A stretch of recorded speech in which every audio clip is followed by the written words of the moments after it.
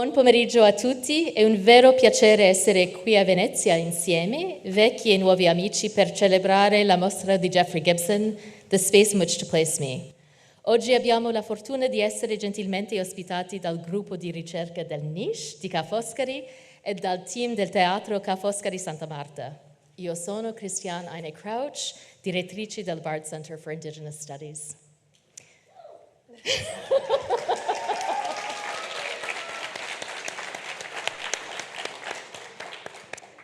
Good afternoon, everyone. It is such a joy to be here in Venice, old friends and you, to celebrate the exhibition, Jeffrey Gibson, The Space in Which to Place Me.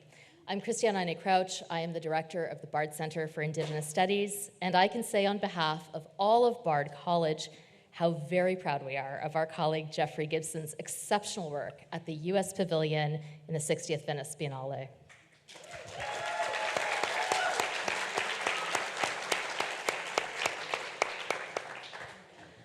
I also want to express how fortunate we are to be graciously hosted today by our colleagues of the Niche research team at University Ca' Foscari and the Teatro Ca' Foscari, who have worked with and supported both educational partners of the U.S. Pavilion this year. Today opens our convening. I should say this is Cristina Baldacci sitting next to me. Today opens our convening. If I read you what I wrote, bear in mind, I wrote it, which will offer multiple points of entry into, around, and from this incredible exhibition. We look forward to marking these days with performances, presentations, discussions, and exuberant togetherness and movement. Abigail and I have a long list of thank yous to make in a moment, but before turning to those, we wanted to reflect briefly on a beautiful intersection that I saw between Jeffrey's practice and intentions, the ideas and possibilities brought together by our participants, the poetry and depth of Layli Long Soldier's work, which frames both the exhibition and this convening, and the place in which we are currently, Venice, Italy, and a university, a place in which to think. At the end of his iconic work of Italian literature, the poet Dante Alighieri wrote to conclude Paradiso, "But my desire and will were moved already, like a wheel revolving uniformly, by the love that moves the sun and the other stars." Dante closes his journey through the profundity of human experience and his approach of the divine with hope, with an understanding that difference and the multiplicity are what unify us in the warp and weft of the universe in which we partake. And he reminds us through his words that we are in the eternal present. Jeffrey Gibson's work here at the 60th Venice Biennale tenderly spins Dante's wheel further, calling us into considering the past with love and protection. Possibility, belonging, hope, individuality, and togetherness. These are the themes which have and will continue to emerge in this place, in this space in which we have assembled. Our gathering today would not be possible without the incredibly hard work of many individuals who have done the most to create room for dialogue. I am indebted to Jeffrey Gibson for his vision and for making the work that has brought us together, and to Abigail Winograd, my incredible collaborator for nearly a year on this convening, and a co-curator and commissioner, with thanks to Kathleen Ash-Milby, curator of Native American art at the Portland Museum and Pavilion co-curator and commissioner, and Luis Grachos, Phillips Executive Director of Site Santa Fe and Pavilion Commissioner. Jill Wiley-White, Virginia Shore, and Renee Devine have modeled the very essence of project management and advocacy, compassionate collaboration, and meaningful connection. Jill Weinrich is not only the most essential person here in Venice, she is the most gracious and the most prepared. Cristina Baldacci, Francesca Tarocco, Anna Zerbini, and Alessio Innocenzi have welcomed us multiple times at Ca' Foscari. Thank you as well to the technical team here at the Teatro Ca' Foscari. Stephanie Parrish has been such a support to the educational program with her team from the Portland Art Museum. Thanks to everyone from Site Santa Fe as well, and to Ilana Rubin, Carolyn McKinley, and the whole team at Resnicow for dedicated work. We are grateful also to Brian Barlow from Jeffrey Gibson's studio for being part of the backbone of this event. And of course to the U.S. Pavilion team, especially Chiara Barbieri and Carol Vale, director of the Peggy Guggenheim Collection. The programs of Bard Center for Indigenous Studies are indebted to our small but immensely dedicated team who have given their whole hearts to this. A thank you will never be adequate for the work that my indefatigable co-workers, Brandy Norton and Melina Royce, who are standing in the back of the room, have worked so hard to make possible, and to the support that Marie Ballou and Olivia Tenser, who are back in New York, have given us. And finally, before I turn this over to Christina, on behalf of all of us, I want to express my gratitude to our activators, our performing artists, our speakers, and our participants for the next 3 days who have traveled to share, to learn, and to experience together. Thank you all so much. Grazie mille.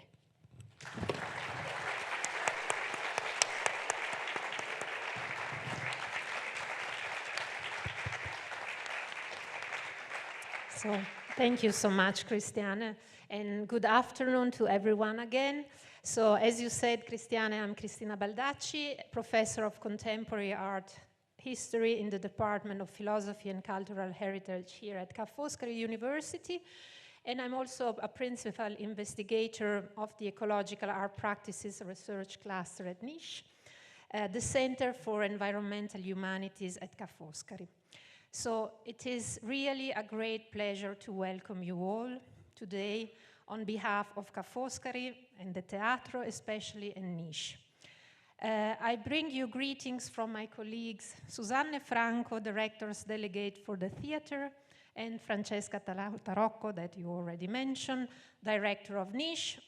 Due to other academic commitments, both cannot be with us today. We are pleased, all of us, very pleased to host at Ca' Foscari the inaugural event of the public program of the US Pavilion as a collaboration between Bard Center for Indigenous Studies, NISH, and the Teatro Ca' Foscari.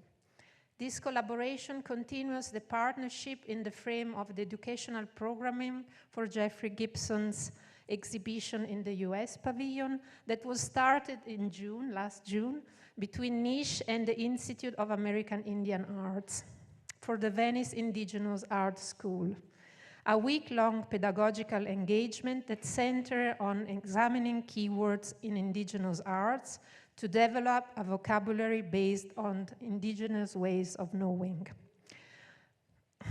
Often these terms have no equivalence in Western arts terminology and therefore constitute a new means of contextualizing indigenous arts. The redefinition of terminology is a fundamental process for the rereading of modernism and the adoption of a vocabulary able to finally represent different knowledges, gazes, histories. Certainly, so I'm sure that this will be an important starting point for today's panel discussion too. And certainly it is a methodological approach that NISH follows as a research institute devoted to transdisciplinary environmental and water studies, ecological art practices, and public engagement initiatives, especially within the activities of the Ecological Art Practices Research Cluster, which questions the relationship between art and the environment, intertwining ecological approaches, radical imagination, and creative sustainability.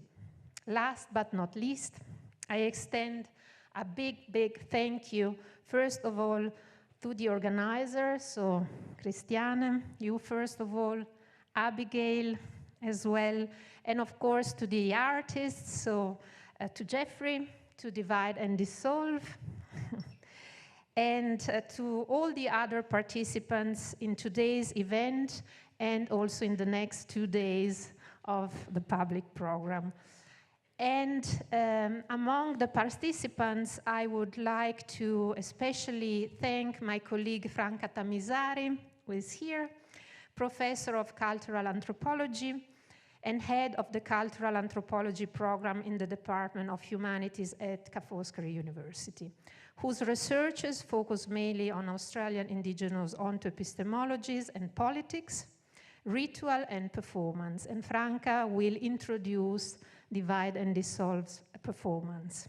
So special thanks, really special thanks, go to Alessio Innocenzi and Also Anna Zerbini, respectively project manager for the Teatro and Forniche, for coordinating all the technical aspects that made this event possible. So thank you so much to both of you. So, without further ado, thrilled to start our program. Christian, I hand the floor back to you to introduce the panel discussion. Thank you. So I would love to invite Abigail and Jeffrey and Kathleen to join me up here.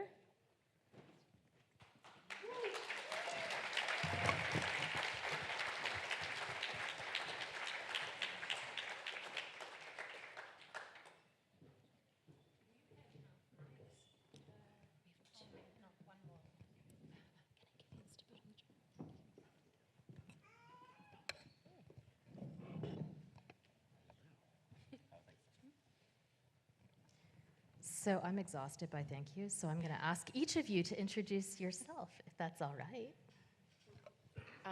My name is Abigail Winograd. I am the co-curator and co-commissioner of the U.S. Pavilion. My name is Jeffrey Gibson. I'm here from New York, from the Hudson Valley. I'm a member of the Mississippi Band of Choctaw and also Cherokee, and I'm the artist here representing the U.S. In the Biennale.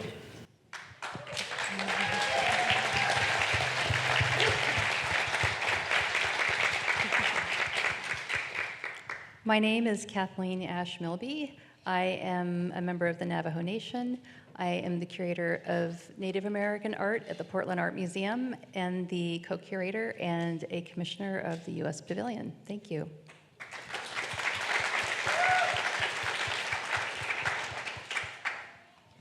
So I realize that maybe not everyone in our audience has had a chance to go or spend a lot of time at the U.S. Pavilion, so I was hoping maybe to open that the three of you could talk a little bit about the process of how this came into be, the kind of work that pulled this together, the behind-the-scenes look, so to speak, and some of the highlights for you of what we have in the pavilion now. I mean, I'll start. So I actually had a relationship with all three of the people on the stage before even going into the proposal process. Kathleen and I met. Kathleen was actually my very first studio visit when I moved to New York in 2002. And so we've known each other for a very long time and have worked together on a couple of exhibitions. When Kathleen worked at the Smithsonian, there was an invitation to young, well, not even just young artists generally, to come to the Venice Biennale in 2005, 2007, and those are the two that I attended. And so it's really special that we were here then, and we did talk at the time about, what if one day, that we would potentially do this. And then in 2023, or 2022, Abigail was, we had just finished working on a project together in Chicago, and Abigail was here, and she called me up and she said, why aren't you here? And I said, well, if you wanted to propose something, I was like, I would be open to it. And I knew at the time that I would want to work with both Abigail and Kathleen and Louis, in fact, at the time. And Christian and I had also worked together on an exhibition at the Brooklyn Museum, as well as being colleagues at Bard. So I kind of knew my team. Sometimes you don't always know that it's gonna make the perfect team, but I really felt very comfortable. And then we just started the proposal process, and it's a pretty brutal process. So, yeah, I would just say that I had the pleasure, obviously, of working with Jeffrey and Kathleen on an exhibition in Chicago. Kathleen was a contributor to the catalog we made for that exhibition. And Jeffrey and I had gotten to know each other and spent a lot of time talking about the kind of art world that we were in and the kind of art world we imagined we wanted to be a part of. And Kathleen had been part of those conversations, and I think all three of us were very eager to be putting new things into the world that reflected the space we wanted to occupy. Sorry, no pun intended.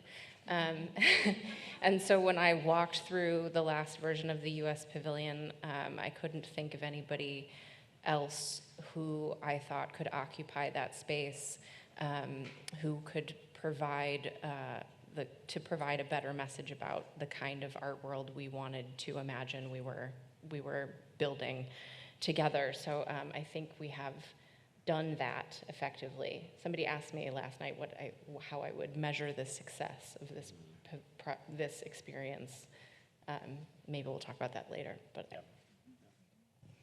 Yeah, so Jeffrey and I first had that real conversation in 2007 when we were here. I think it was when we were coming back from the Canadian Pavilions party. Yep. And it seemed like this super crazy idea that wouldn't it be great if we did this did that someday? And it was definitely, I think, a pretty frustrating time for me as a curator, feeling frustrated with the art world, that there wasn't more recognition for Native artists. And at some point after that, I really just kind of shifted my thinking about that. Instead of worrying about Native artists not being included, I just started thinking that, it was the art world that was missing out, and that people in our field were going to continue to do the good work, do the exhibitions, do the publications, and I wasn't going to be focusing on that, trying to get Native artists into the U.S. Pavilion. That wasn't going to be my focus. So when Jeffrey reached out to me and was talking about I think it's time, I really want to do this. I was blown away because I hadn't thought about it in a while, and I felt I really did feel like this was the moment. And if there was any artist who could do this, it would be Jeffrey, because he has always been the artist that I point to when I'm trying to get people who really have no idea about what Native art is, and I want to blow their mind. I would show Jeffrey's work, and their mind would be blown. And I'm so thrilled to be a part of this project and part of showing that to the world. Thank you. Well, I think picking up on that idea of showing it to the world, how did you arrive at the decisions that you made for the pavilion itself, right? Because this pavilion has been around since the 1930s. So it's something that is flexible and not at the same time. And maybe you could talk a little bit through that process. Yeah, I think some people are really surprised when I tell them I had a completely different proposal when we first started talking. And one of the things that people have addressed is that the pavilion is celebratory and it's hopeful, and I do hope that people can see underneath where that comes from. But the first proposal that I wanted to do was actually kind of a documentary video installation that followed 10 Indigenous women who are navigating sort of their traditional community lives and living in urban areas. And I started working with one woman who, it was clear to me that would take much longer than a year to produce. Those are really, really charged, and there's a lot of unresolved trauma for people. And then I also realized that the audience for this was going to be an international audience, and I didn't feel that was necessarily what I wanted to share with that audience. So I came and visited, and I realized this building was made in the late 30s, and it's really made for modern painting and sculpture. It's scaled for that very well. So I went back and I just thought about what are the things that I've made throughout my career that have resonated with audiences in a way that I thought was effective here, allowed me to express a relationship to being American, to being an Indigenous person within the US, being a queer person, being a person of color. And that's really how I arrived at the checklist. And we've pretty much stuck to the checklist. There really wasn't a lot of time. I started making work before we knew that we were selected, even before the proposal process was completed. I started making work. Otherwise, there just would have been no way to do that, to complete the work in time. I think it might actually be helpful for people to know just how short that window is. Maybe Kathleen could say something about this. I think people don't have any idea how compressed the time frame is for the US. So we started talking in August of 23. 22. Oh my gosh. 2024, August of 22. 2020. And we thought the application would open possibly as early as December. But it didn't open for a few more months. And the deadline, I don't remember when it opened, but the deadline was April 20th. And they didn't inform, and this is 2023, April 20th, 23 was the closing of the application. And then the notification came like July 1st. And so you can't really do anything or make really like decisions, pull the trigger on anything. All the planning we did, we couldn't pull the trigger on anything until it was announced. And it wasn't announced for a few more weeks after that. And They we tell weren't you, allowed and to then tell- you can't tell anyone. So Don't you tell can't- anyone. You're going to do it, but you can't actually do it yet. Yeah. And in our proposal, we had the performers, we had the dancers, we had the drummers, we had the educators. So all of this was part of the proposal, and none of those people could we have contacted by that point. So everything had to be researched and drafted beforehand, before we even knew if we could do this. So if we got the green light, you just go as much as you can. We also couldn't start raising money for it until it was like publicly announced. And, you know, so after that moment when we were informed, it was just like a nonstop sprint.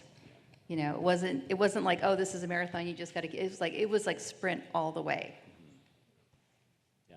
And unfortunately, you can't fully stop the rest of your life. So you're kind of like negotiating, as you're heading towards finding out, you're negotiating how much can you say no to, because if we didn't get selected, we all still have responsibilities, you know, to continue on with. So it's a high pressure situation. Yeah. You also, you know, it's not a typical situation to make an exhibition in a space that you don't spend any time in. So we were working purely, you know, and because all of us have lives and jobs and budgets to pay attention to, we're not flying back and forth to Italy on a weekly basis. So when you show up to install an exhibition in a space you haven't spent any time in, it's also a bit of a harrowing process. Because usually you can say, I think that'll work there, let me go take a look. Not possible in this instance. Can you give us a little behind the scenes of the installation process? Well, as Abigail was speaking, I thought, we're all very type A personalities. So I was not surprised when we actually, you know, we're down to the inches of measuring, you know, how much space is going to be here. I felt really confident that this was the right team of people who could do this. I mean, we 3D scanned the building. Yes, the and building all was of the 3D rooms. scanned. And when we were here, when we came for our first site visit, you know, we had instructed the team to make a list in every room of every outlet and every wall Yes. and everything that you could possibly need. Because it's also, you know, you can't run out and get a screwdriver. Yeah. All of the murals are, you know, they're all on grids of some sort, but the building is not on straight lines. It's not, you know, there aren't straight lines. So part of scanning the building And is the walls about, aren't flat. the walls are not flat. So part of scanning the building is about figuring out where you need to stretch the mural even within millimeters. Otherwise, the lines wouldn't match up. So the mural is painted in sections, and it all has to be reassembled and lined up with no overlap.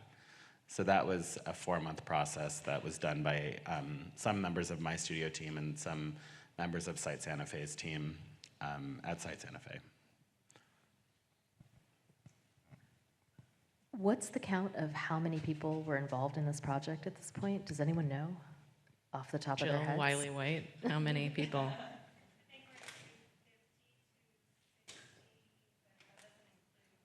Yeah, I think we had 180 some people here for the opening week to get it all done, so. Definitely in the 200s, I think. We had to bring in a number of contractors and people from our staff at the Portland Art Museum and at Site Santa Fe. For example, the murals were actually painted in Santa Fe, which worked out great because for a minute we did think about having them painted on site, but you know, humidity. There's a lot of Rain. humidity here in Venice, and just the time. And Santa Fe was perfect because it's so dry.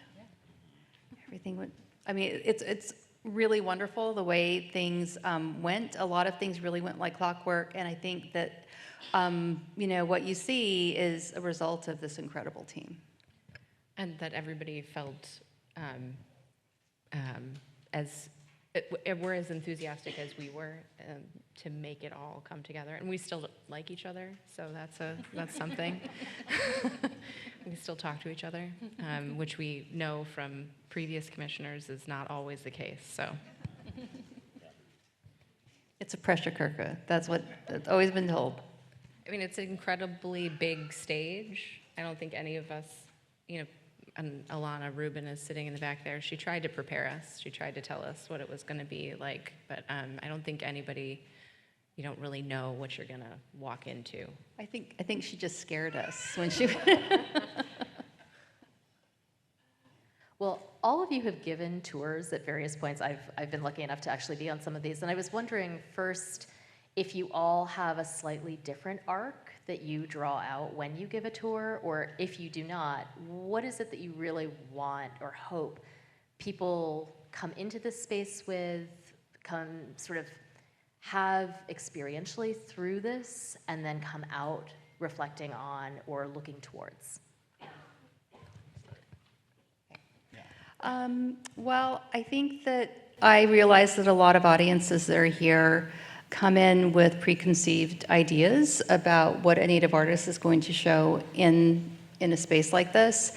And what I try to emphasize is that, you know, Jeffrey is really trying to create a space that is welcoming for everyone, and that collaboration is also a really important part of his work, and bringing people along and including artists and different makers.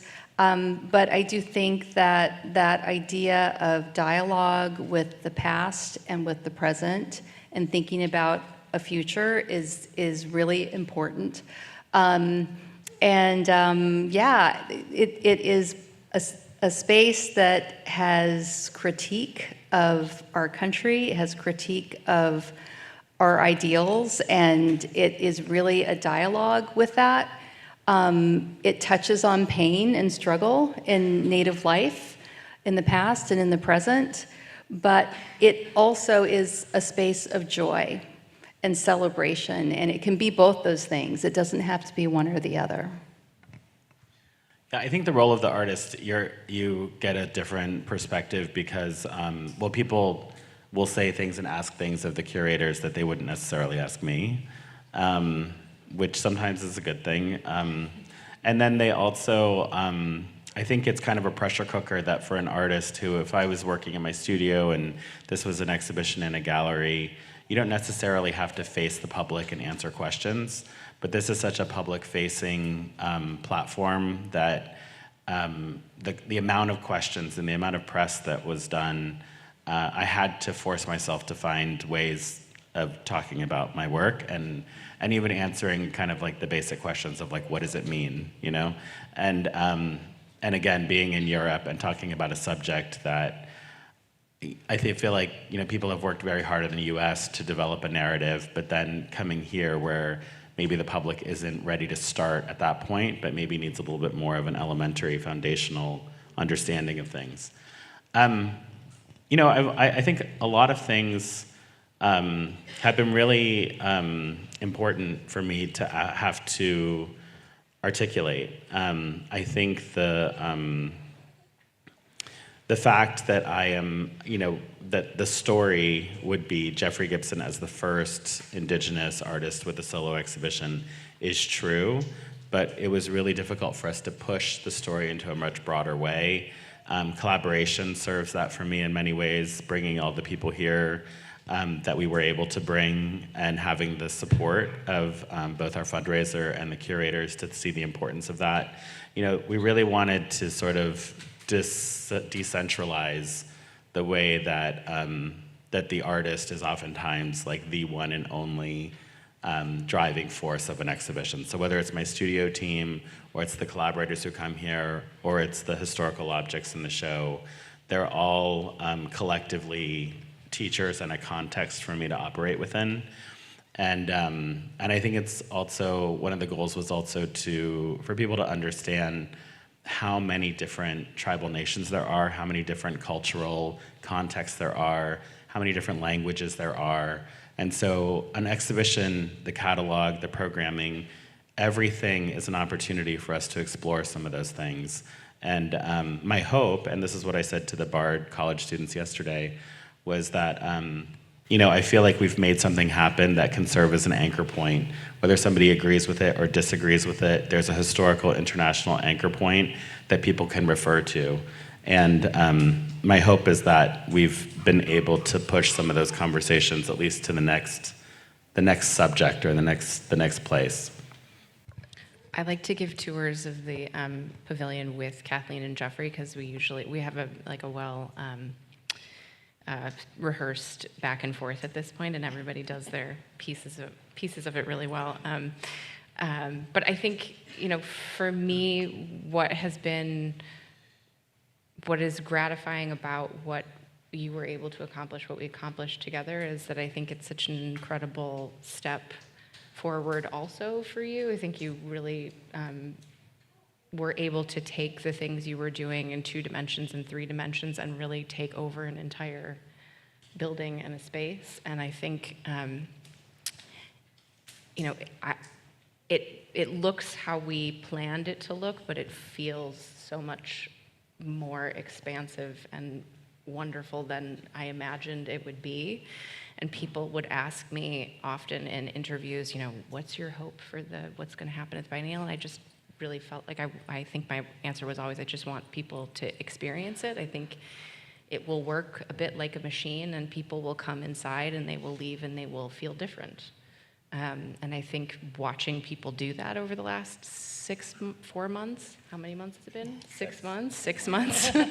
That has been true, and people have had all kinds of emotional reactions and responded to it in all manner of ways. And I think that when art does that effectively, it's a remarkable thing.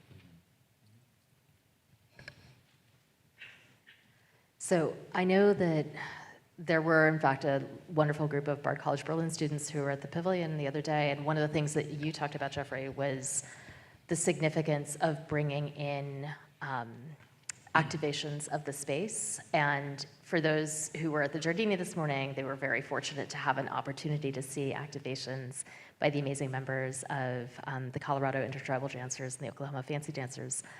And I guess maybe I'd love to hear a little bit more from all of you about this, because one of the things that has struck me as being so unique and special about this experience is this insistence on an interactive quality and a multidimensionality to this that is not just at the pavilion, but frankly also in the convening.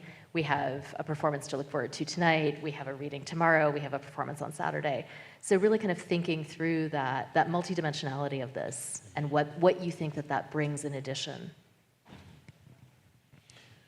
I mean, I think, I don't know if you can tell me if you agree with this or not, or any Native person in the audience, but it's so uncomfortable to be by yourself. and I feel like it just doesn't feel right to speak of other people without representing them somehow or acknowledging them somehow. And I don't have any particular period of my life where I remember anyone telling me this is how you do it. But I do know, like, thinking about my mother, thinking about my grandmothers in particular, and just sort of being grateful for what you have and understanding, you don't want to fall into the trap of believing that there's not enough to go around for people. I think both of my families come from extreme poverty, going back into generations, and I think there was always food on the table. People were always welcomed into the house. People were always offered a place to sleep. People were always invited in. And I've experienced that same thing whenever I'm around other Native communities, whether they're of my tribe or not. And I've always just been so grateful for that. I think to feel you know, I think Native communities are such, I've always, well, I should say as a teenager, I started seeing them as a real privilege to be able to enter into and to be welcomed by, because I realized, especially as an artist, not everybody had a kind of subset of the art world that was actually pretty coherent, you know, and supportive in ways that weren't just about art making or weren't just about an exhibition. And actually involved politics and involved kind of social protocols, you know. So for those things, I'm really grateful, and it really has informed the art world that I would prefer to see developing, you know, over other models. I think that, you know, the reality is that we don't do anything alone. Right? We're all here because of support we've received in our life. We're here because of decisions that our ancestors made. And, you know, this project has predecessors. We're standing on the shoulders of many people in the Native art world who have come before us and done good work here in Venice. Definitely, I think that it's important that Jeffrey is the first solo exhibition of a Native artist in the U.S. Pavilion, but he's not the first Native artist to show his work in Venice. You know, there's been a lot of work that's been going on since the pavilion opened, and I think that by bringing people along in this project and inviting them to be activators and having multiple educational partners instead of just one educational partner and you know, working on this education project, that is part of that generosity and acknowledgement, and I feel like that's something that sometimes feels missing in the art world, that there's such an emphasis on this mythology of the solo genius, when, you know, if you look behind that genius, there've been a lot of people helping them. So I like that idea of reflecting that generosity in practice by pulling as many people into the project as possible. I would just add that, you know, I think we've all talked about this along the way as the start of something rather than the end of something. I mean, maybe it's the middle of something instead of the end of something, but for our project in particular, that we imagine other lives for it and that it will continue to live in various ways. And part of that was, you know, making sure that it can be shared outside of Venice. I mean, it's a very particular place. It's a particular place to get to. You all know that by this point. So we want it to be able to have afterlives in various ways. And I think part of having so many wonderful partners is that it can go out into the world, continue to go out into the world in various forms. And I think also, I mean, one thing I was talking to some of the teachers that are here, and I think we don't really know what role we're going to play in each other's futures, but I do know that we have established the beginnings of a network of people who are equally as interested in changing things from an educational level to an institutional level, from artists to arts administrators and curators. I think, you know, one of the things in terms of pursuing acknowledgement and representation of Indigenous artists is there's a real fear for people who are not Native and not Indigenous to want to engage and want to ask questions for fear of looking offensive or ignorant. And I think it's we really wanted to present a model of people from many different backgrounds working together. I mean, especially in the state of the world right now, like, we don't have the privilege of being picky, I don't think. I think we need the best minds of people who want to come and help find solutions to things. So, the invitations that we have sent out, and including everyone here today, that's really what you're being invited to. This is really not just about marking an end to things at all.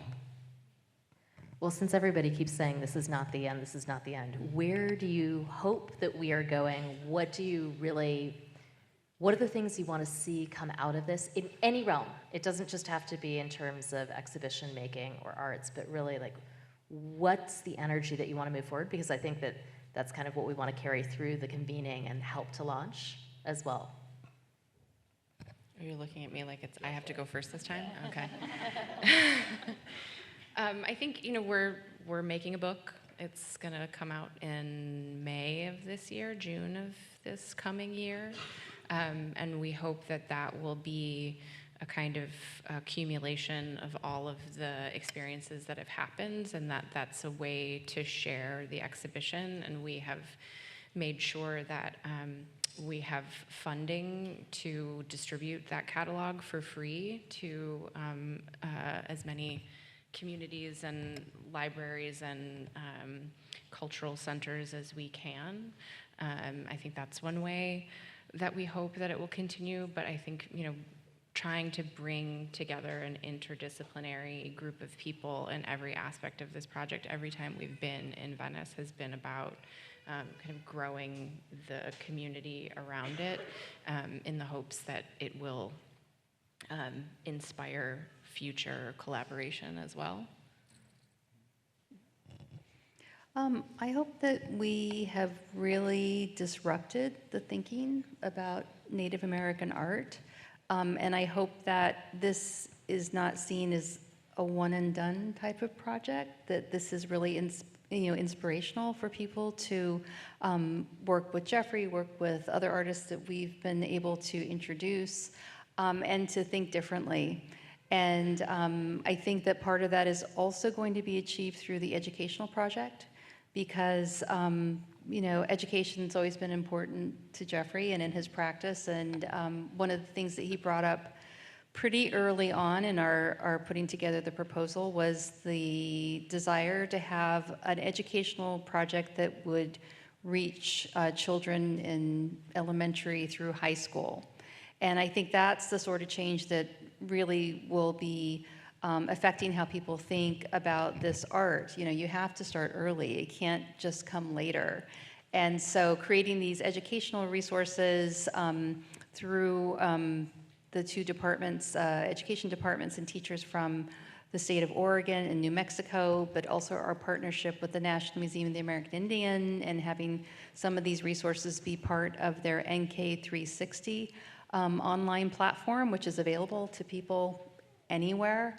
I feel like that's a place where there's going to be even further reverberations. Yeah, I think, it was great, with the Institute of American Indian Arts to acknowledge that they have a very young MFA program, which was recently founded by Mario Caro, who's there.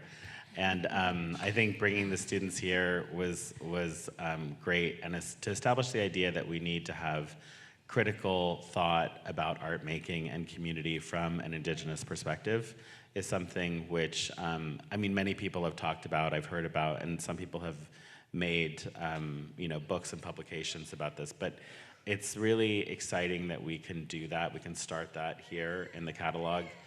The educational things I'm really excited about. I didn't realize how difficult that was to do. It's really tough, but I do think with our partners, some of whom we haven't really even gone in that deep yet. Some people are kind of waiting for us to deliver what came out of this journey so far, to figure out how we can kind of maximize them and make them available for people in public curriculums. But I think what's been really helpful is, the hard part about when you're an artist, you can have big ideas and you can propose big things, and you don't always have to hold them up to the bar of, do they work in the real world? And I think we've held ourselves to the bar of, we really want to get some things out of this that we can apply and give people in the real world to use as actual tools. I think the education is part of that, and even just thinking about beadwork, which I think, beads for me are incredibly powerful in the fact that they've been around for so long and all the roles they've played and how they really are these global travelers that exist and show up in different places. But, it offers opportunities for geography, for trade, for economy, for accounting, for design, for color. There's so many things that can be mined out of this. And going through this process has, again, forced me in talking to educators about how do we talk about these things to hit these marks, to kindergartners, to second graders, sixth graders, and high school students. And it's I think for me, the big problem with Native American histories has always been that it's not that they don't exist and they haven't been documented somehow, but they're in all of these little micro pockets all over the place. And unlike many other cultural histories, they haven't been gathered and put together in the context of each other. And that's one of the biggest challenges. And I think I'm meeting lots of young people, art historians, curators, thinkers, writers, artists, who also are experiencing this and I think want to contribute what they can to try to fill in these gaps in a way that it's useful and distributable. That's incredibly exciting and a really tall order. It's a really tall order, but I mean, I will say, we know some incredible people. And most of the incredible people we know, we actually knew before this. I think this gave us an opportunity to actually be in dialogue with each other over a longer period of time and gives us something to focus on. I should add, and this is both to your point and also something Abigail said, and I promised Stephanie Parrish I would say this, you too can all participate in this process with the QR code that is on some of the material that is connected to the conference and will also be available tomorrow. One of the questions that we're asking there is if you could recommend resources or places where we would be able to distribute the catalog so that we can really have it as widely disseminated as possible. And it seemed like a wonderful way to bring all of our participants into this process as well. So I didn't want to forget to mention that. Okay, I have to ask this question. How do you guys feel every time you see someone wearing a button? They're my buttons. They're your buttons. I get obsessed about buttons, and my buttons never look as cool as the buttons that I get obsessed about. So, but that's just a self-loathing thing. That's fine. But I think deep down, knowing that I hear people talking about the buttons and like wanting to get all 8 buttons, and that's button culture. So that's like a great thing. If we were able to tap into that feeling of just like I only got 6, like what are the other 2? And I think that I'm really proud of what we've done, first of all. And so I think the buttons really were meant to serve as, a button is worthless if it doesn't represent something that actually happened. You know what I mean? It's like, it's not just an idea, like it actually has happened, it is happening, and the buttons, can exist as ephemera of an event, which is what I love about, whether it's like Pride marches from like 1986, it's very different than a Pride march from 1999, and what communities were dealing with. So I don't know, to me, I feel like I look forward to being able to look back on this, even like 5-10 years in the future, because those are the kind of things where I feel like you put a ball in motion, you can't really control what happens. We don't know what's going to happen in 2 weeks. So you put a ball in motion, and it's going to snowball in its own kind of autonomy, So the buttons are just a ephemera of this moment. Have you seen them yet? Like I've seen them in Chicago on people I don't know, and I've seen them in New York on people I don't know. I've seen them in Los Angeles on people I don't know, but that's just where I've been traveling lately. I mean, for me, I am gratified that people are wearing them, but also it makes me think about just how much thought we put into like really every single aspect of this pavilion and all of the things that were going to be a part of it and how we wanted them to circulate, and they're doing that thing. And so thank you, Dylan, by the way. Dylan. Kathleen, you don't get out of this one. I don't get out as much.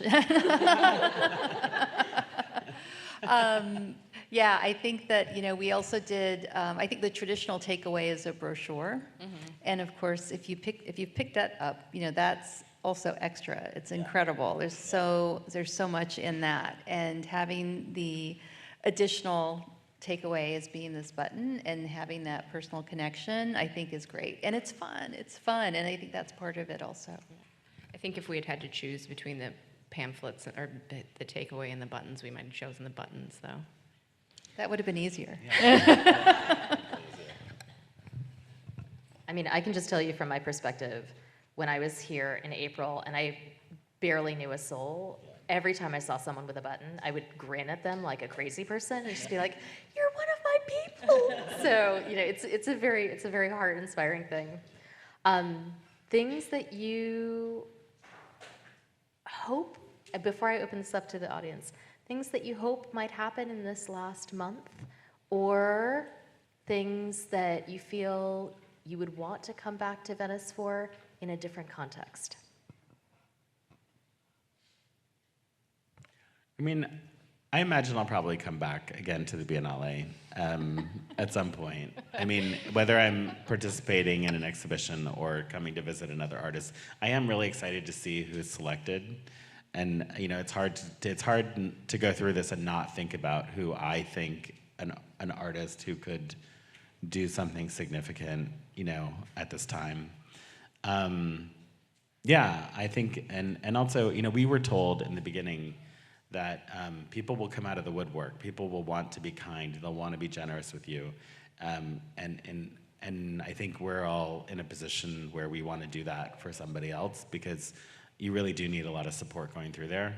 I think it's, there's always this potential disconnect between what happens in the art world and what's happening beyond the institutional walls or the Biennale walls. And I think that is something, well, I'll say this, when, during the last election, when the last election when Trump was elected, I was teaching at Bard, and all of our students suddenly just went frozen and just refused to make art. And they were like, "Why would you make art in a time like this?" And I was able to reach out to people who were political artists during the onset of the AIDS epidemic. And I reached out to them and did interviews with Avram Finkelstein, who was the founder of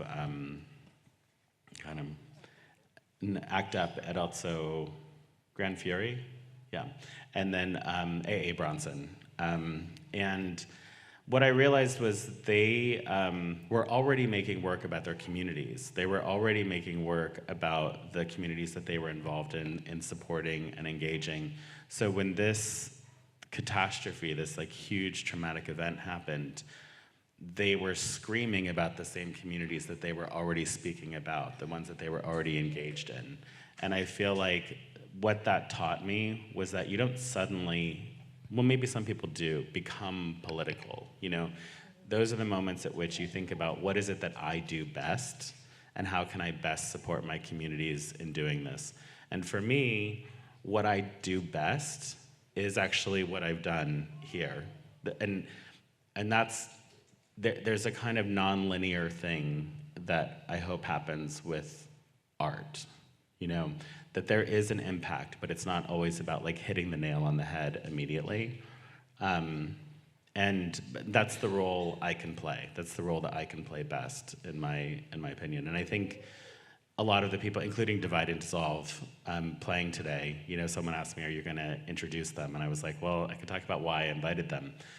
I think, they play music, which is, in my opinion, and is very much about allowing yourself to feel what it is to mourn, what it is to feel anger, what it is to feel extreme emotion, and allow your body to literally just kind of, in this cathartic way, feel it, absorb it, and put it back out. And it's uncomfortable. But then they also have these moments in the music where it really holds you and cares for you and takes you to this kind of celestial level of being cared for by something that's not of this earth, but is of, I think I'm speaking on your behalf, but of another realm. And I think that is, we're in the need of extreme healing. We, as a world, are really, in my opinion, in the need of extreme healing. And I get that from your music, so thank you. Kathleen, Abigail? It's a hard thing to follow. I think it's already, this experience has far exceeded my expectations. I don't know what my expectation was. I'm, grateful for everyone's partnership and for the ability to make this thing. And I think, I would just say I agree with Jeffrey, which is that I hope a little bit of this sense that we tried to cultivate in the pavilion, which is that, we're all in this together, survives. Maybe it's in with a community of buttons traveling around the world, and you'll know that when you see one that people have been where you've been. But I hope that that thing that we hope to imagine that we had talked about in the making of this project, which was, imagining and creating a space of radical inclusivity and love, that can continue to ripple. Yeah, I don't think I can say anything better than what you two have said. I mean, I do think that there is this sense of accomplishment and pride in what we've done, and I think that it's just been this wild ride, and I'm so proud of what we've been able to do, but I also am always excited when I see someone respond in this very deep way to the exhibition, especially when it's someone I don't know, right? Someone who's not part of our inner circle in the Native art world, in the art world, even within this room. It's just wonderful to see people have that connection, and I hope that has a positive influence on the world as well. So are you okay taking a few questions from the audience? Yes, sure. Great. I realize I don't actually have a runner mic, so I'm going to ask Brandy and Melina to move this around. Thank you.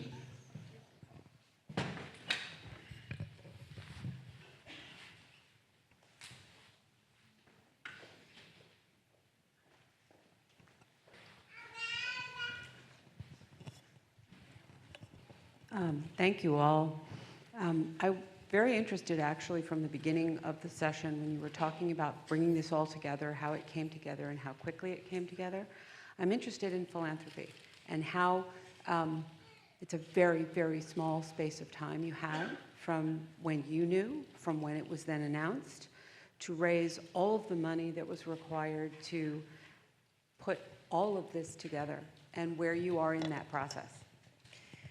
I would say we have, part of our thinking around, I think for me, understanding that this was the right project for the right time is that we reached all of our fundraising goals, and we had not had to make any compromises in the thing that we wanted to make. And we had, we started with a plan A and a plan B and a plan C, and we were able to realize all of the things that we wanted to do, which is remarkable. I don't think any of us have ever been involved in a fundraising effort, which, not that it wasn't difficult, but that it didn't, it was possible. It's hard to imagine that it will be possible in the amount of time that we were given, and we really were able to do it in 4 months. And people have been incredibly generous and incredibly supportive, and people that you never knew existed have come out of the woodwork to say they wanted to be a part of what we were doing. But it certainly would be easier if we had more time. If there's any philanthropists or people in charge of major philanthropies in the room. I think that the success that we had with the fundraising, we had a great team. We were all working on it, and we just jumped in there and hit it really hard, really fast. But I do think that part of the success was the relationships that Jeffrey already had established with many of the major funders through projects that he had done recently and maybe in the last 5 years. So I really do think that having that foundation really contributed to that success. But I also think, people were inspired by the presentation and what we were proposing. And I do think that that really, really went straight to people's hearts.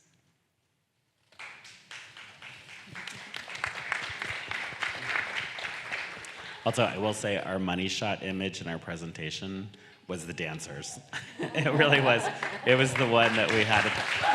We saved it until the end, and then we'd show them the pavilion, and we'd be like, okay, hold on, watch. And then we'd hit it, we'd be like, and then we could talk about, bringing the dancers and how important that was to things. But yeah.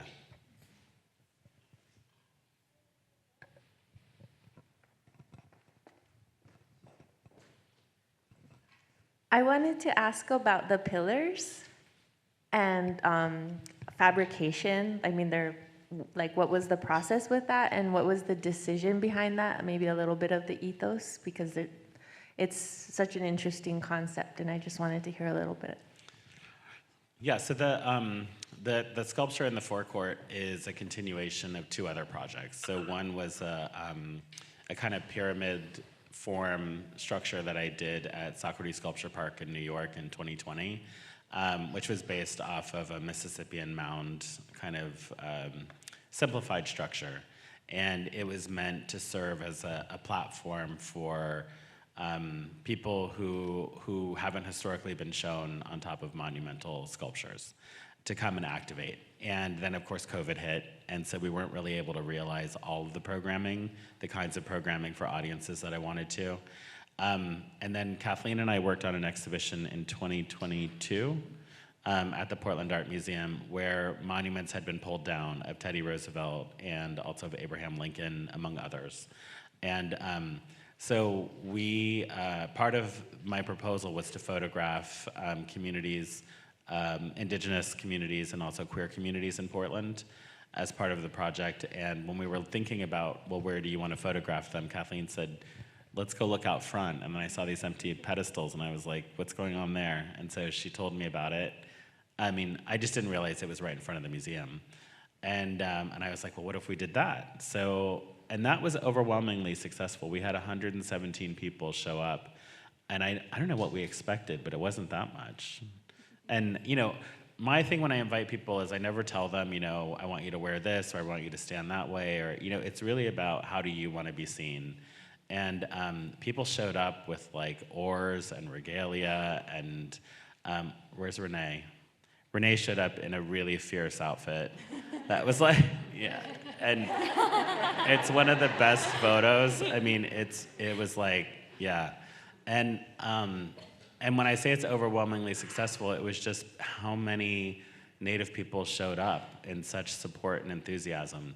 And also, I think hearing from them how important it was to be photographed on those pedestals. I think it's one of those things where I just kind of took for granted how powerful they are, these monuments that have been around. So anyhow, so when we came here, I wanted to continue that idea, thinking about, there's communities like this in every country that's represented here, And so we wanted to give an opportunity for activations to happen of people choosing to represent themselves in whatever way they want.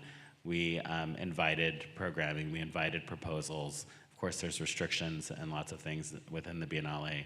But yeah, that was the idea for it. And it's made of wood, cement, concrete, I guess cement and concrete are the same thing, maybe some steel. But we worked with UAP in New York, and it's been digitally rendered and scanned, and then it was built from those plans on site.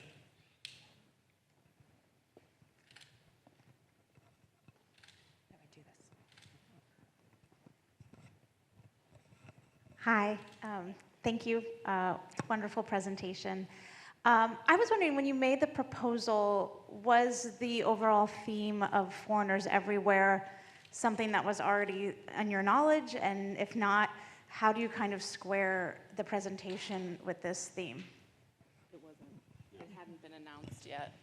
It hadn't been announced when we were proposing. I think was announced. It was announced after. I think it was announced after we had actually submitted the proposal. I don't remember the exact sequence, but no, it was not something we were aware of when we submitted. Yeah.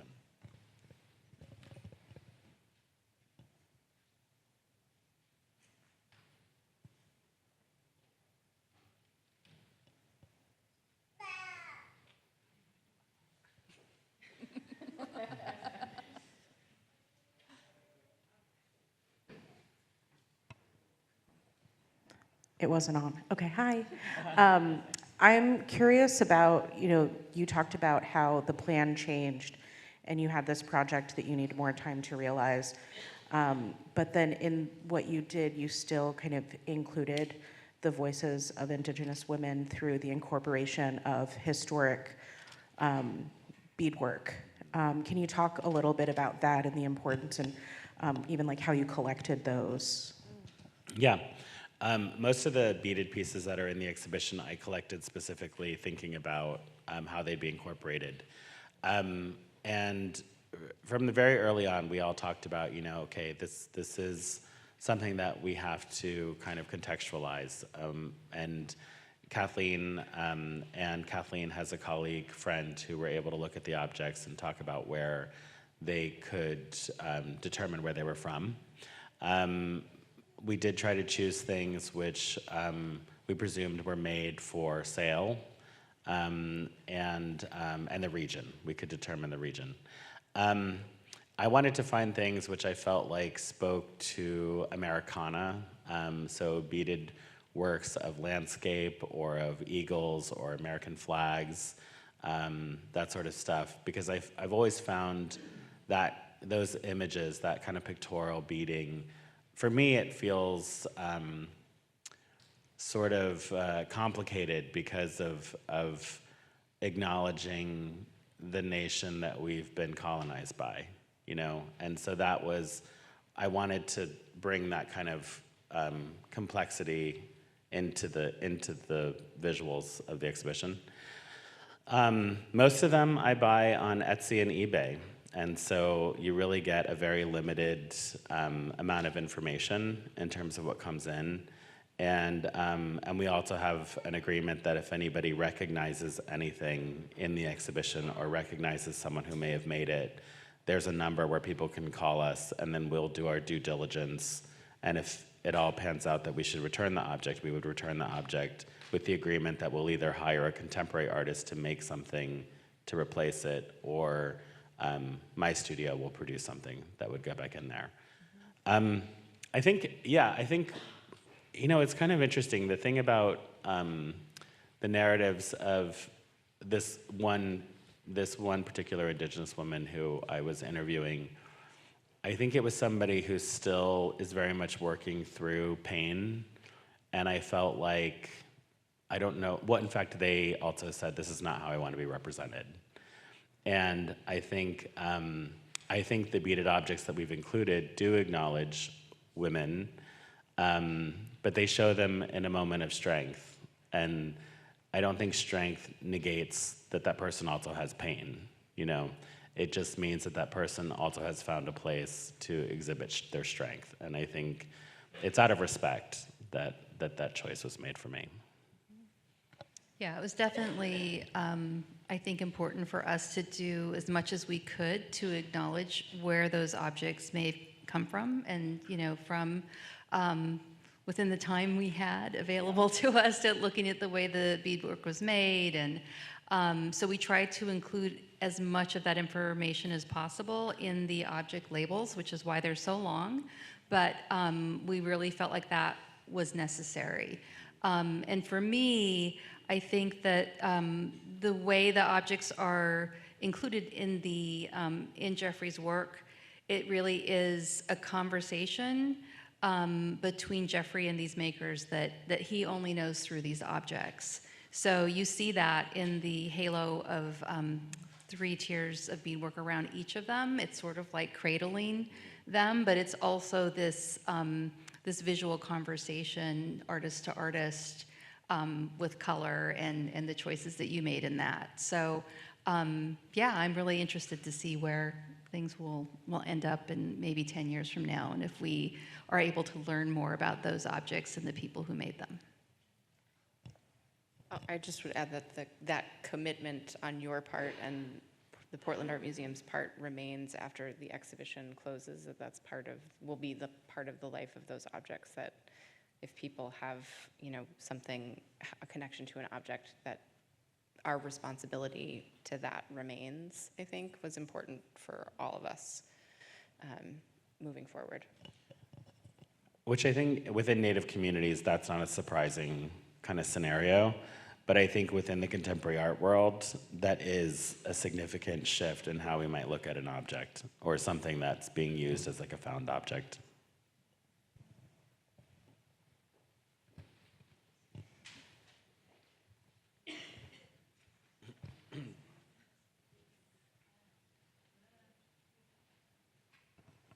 Hello.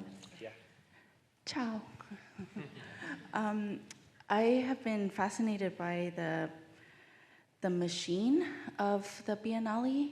Like, we talked about the contractors. I heard you say, you know, about all of the coordination, all of that. And there's a pocket of Native artists that are really cynical because of the machine of the art world. And so I'm wondering,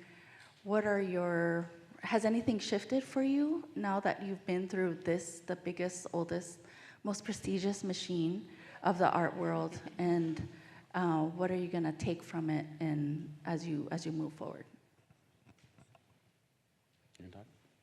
I mean, I'll talk. I think it's worth being cynical. I mean, I think people should always ask the questions and come in with a degree of cynicism, but also remain open to let that cynicism be, you know, negotiated in some way. You know, I think, and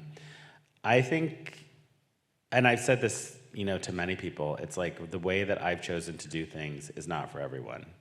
I think my choice to pursue a career as an artist has been something that I've been pursuing since I was a teenager.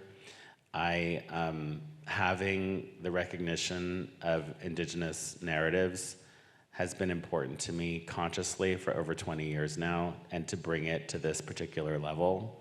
So I've put up with a lot of the things worth being cynical about in the art world, and my goal was this. And where I'm sitting right now, I don't regret it. If this didn't happen, and I didn't accomplish this, who knows? Maybe there's plenty of stories about how many times I've wanted to walk away because of that cynicism. And I would return raising the bar higher. It wasn't just, I want a gallery, I want to see myself in magazines. It became about something much, much larger. And so that's the other piece of advice I give people is it's like, you're gonna work really hard in a very unfair environment. I wish I could make it fair for you, I can't. But choose something that's gonna make it worth it, because you're gonna get up and you're gonna hate it some days and you're not gonna wanna do it. And you're gonna wanna be like, why put up with this? So set the bar really high, you know? So what I've learned, and it's something I continue to learn over the course of my career, is that machine is people. And this is all about working with people and education, and the people who are gatekeepers today are different than the people who were the gatekeepers 20 years ago. So I have some of that cynicism as well, but I also have optimism that, you know, the generations are turning over, and, you know, the education that we do today is going to pay off for artists in the future. Yeah, I would say I agree, obviously, with everything that you both have said, and you know, there are aspects of this that are utterly absurd. You know, it's just absurd. Like the whole, even around this in particular. And I think for anybody that's spent any time in museums or art institutions or, you know, the contemporary art world, I mean, it can be utterly demoralizing and feel like you're, you know, banging against a wall that's never going to give. But this in particular is such an incredible opportunity. I mean, it's such a platform I mean, nobody is gonna you're never gonna have the chance for 1 million people to walk through your exhibition ever again. So I think everybody has to make that choice. I mean, I think it is impossible to deny the power of this particular machine. And you can certainly opt out of it. I don't think that's an irrational choice at all. But you know, the reason I called Jeffrey to do this is because I thought it was something that people needed to see. And there was no other way for this many people to see it. And we survived. Yeah, I mean, I think the other problem with the art world is that, when it's presented to the public, it's meant to look effortless, and oftentimes it looks effortless. And I can tell you, all of our lives, all of us have faced challenges during this last 18 months of putting this I together. got gray hair. I didn't have gray hair a year ago. And there are times when, literally you're just like, why are we doing this? What is the importance of this? And so all of those thoughts don't go away, they really don't go away. I think, people don't believe me when I say this, when they talk about this gathering of inviting all of you here. I always enter every situation oh my God, what if they don't come? What if they don't show up? So the fact that you all showed up makes me feel really wonderful, because I have so much respect for the people we've invited and those of you who I know who are here.